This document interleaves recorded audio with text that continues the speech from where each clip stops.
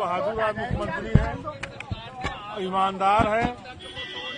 आपको लगता है नहीं, योगी आदित्यनाथ बहुत बहादुर मुख्यमंत्री है, ईमानदार है और मेहनत कर रहे हैं। माफिया डॉन अतीक अहमद के सुर बदले हैं। अब इस बदलाव पर राजनीति गरमाने लगी है। यूपी की राजनीति में अतीक अहमद के बयान को लेकर तरह तरह की बातें कही जाने लगी है।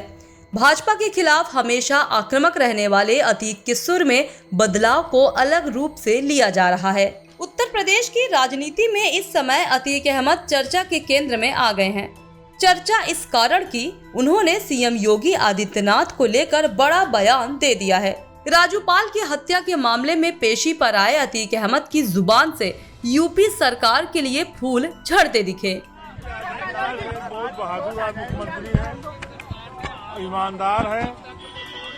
आपको लगता है नहीं, योगी आदित्यनाथ बहुत बहादुर मुख्यमंत्री है, ईमानदार है और मेहनत कर रहे हैं।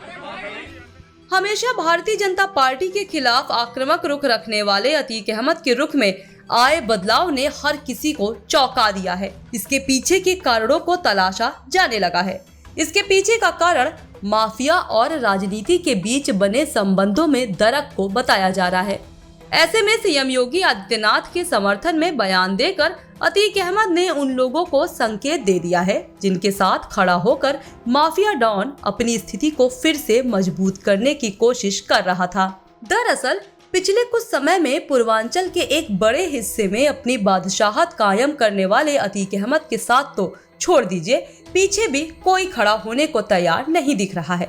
जब अतीक अहमद का सिक्का चलता था तो शासन से लेकर प्रशासन तक उनके सामने खड़े दिखते थे, लेकिन योगी सरकार बनने के बाद से लगातार अतीक अहमद के खिलाफ कार्रवाई चल रही है। गुजरात के साबरमती जेल में बंद अतीक अहमद ने यूपी चुनाव 2022 तक काफी हाथ पांव चलाए।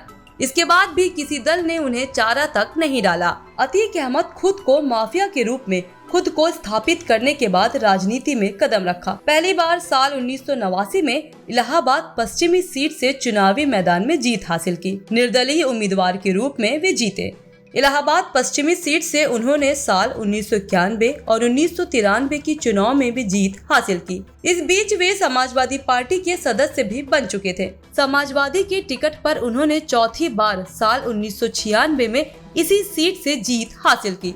बाद में उनकी सदस्यता चली गई। साल 2002 में वे अपना दल के टिकट पर चुनावी मैदान में उतरे और 5वीं बार इलाहाबाद पश्चिमी सीट से जीत हासिल की। इसके बाद समाजवादी पार्टी ने 2004 में उन्हें फूलपुर लोकसभा सीट से चुनावी मैदान में उतारा। जीत दर्ज कर अतीक अहमद लोकसभा पहुंचे। इसके बाद से अतीक अहमद चुनाव नहीं जीत पाए। निर्दलीय चुनावी मैदान में उतरने वाले अतीक अहमद ने 1993 में समाजवादी पार्टी की सदस्यता ली। साल 1999 तक इस दल से जुड़े रहे। साल 1999 में समाजवादी पार्टी को छोड़कर अपना दल का दामन थाम लिया। 2003 में वापस समाजवादी पार्टी में लौटे और 2018 तक इसी दल में बने रहे। यूपी चुनाव 2017 में प्रदेश में भाजपा सरकार बनने के बाद से सपा ने माफियों से किनारा शुरू कर दिया। अतीक अहमद भी छिटके। यूपी चुनाव 2022 को लेकर एक बार फिर सपा से टिकट हासिल करने की कोशिश की, लेकिन सफलता नहीं मिली। इसके बाद सितंबर 2021 में एआईएम की सदस्यता ली। अब सीएम योगी का गुणगान करते दिख रहे हैं। यूपी में माफियाओं के खिलाफ जारी एक्शन के सबसे बड़ी मार अतीक अहमद और मुख्तार अंसारी पर पड़ी। योगी सरकार की बुलडोजर मॉडल ने संगठित अपराध पर काफी हद तक काबू पाया है। अतीक अहमद के साथ साथ उनके गुर्गों पर भी लगातार कार्रवाई हो रही है। संपत्ति सीज किए जा रहे हैं। उसके और उसके गुर्गों के खिलाफ करीब 1000 करोड़ की संपत्ति को जब्त किया जा चुका है। प्रयागराज से लेकर लखनऊ, गाजीपुर तक कार्रवाई हुई है। माना जा रहा है कि अतीक अहमद को अब राजनीतिक दलों से नैतिक समर्थन की उम्मीद नहीं दिख रही है। इस कारण सीएम योगी आदित्यनाथ का गुणगान करना शुरू कर दिया है।